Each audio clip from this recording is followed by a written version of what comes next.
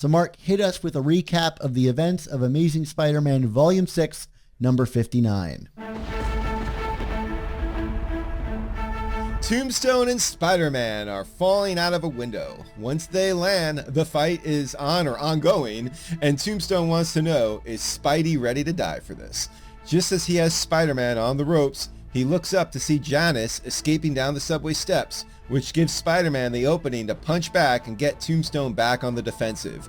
Tombstone takes off and heads towards the subway. He catches Janice by the hair just as she's about to get on the train, but then Spidey shows up with a lamppost and gets swinging, giving Janice the opportunity to board the subway. She's thankful, but clearly she hasn't been on the subway in Eric Adams' New York, am I right? And side note here, Mark, are we still calling it Eric Adams, New York? We might as well elect Tombstone into office for the stability. To sidebar for half a second, Dan, one of my favorite memes I saw today was Eric Adams basically saying like he wants the Subway series because then that's all New Yorkers will focus on for a few weeks, I guess. So anyway, Eric Adams, baby.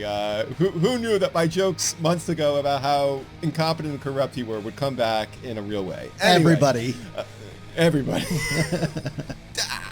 Tombstone makes one last attempt to get on the train, but Spider-Man hits him again. Just when you think Tombstone is down, he trips Spidey and takes off for the train again. This is quite honestly the longest a New York City subway train has ever taken to leave a station, Dan. I don't believe it, but, you know, comic books, right?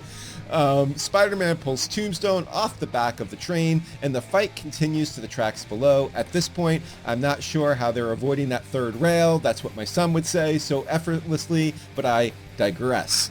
Spider-Man makes another appeal to Tombstone to stop acting like this, that this is, not to do this over his daughter, but Tombstone lets him know it doesn't matter. So the two agree to finish it on the tracks, tumbling, punching, kicking, blood, dirt in your eye, all of that. Spidey's cracking Tombstone's hands, but he's still able to make a fist and punch some subway tile. That's gotta hurt.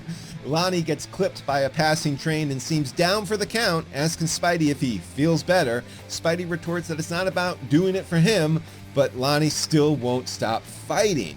Eventually, Spider-Man kicks Tombstone, but he lands right in front of an oncoming train, so in a last-second dive, Spidey saves him without shouting, "Look out!" Sorry, Dan. But in doing so, he gets clipped by a train, and now he's down for the count.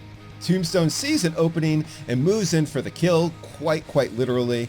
Tombstone orates that Spider-Man should have quit while he was ahead. Janice got away, he should have taken the win, but Spider-Man mutters the truth. He wasn't saving Janice, he was saving... Obviously he was going to say Tombstone, but Spidey passes out. So Tombstone stares blankly, and then he drops his weapon, and he passes out. And the two battered and bloodied bodies lie next to each other as this comic fades to black.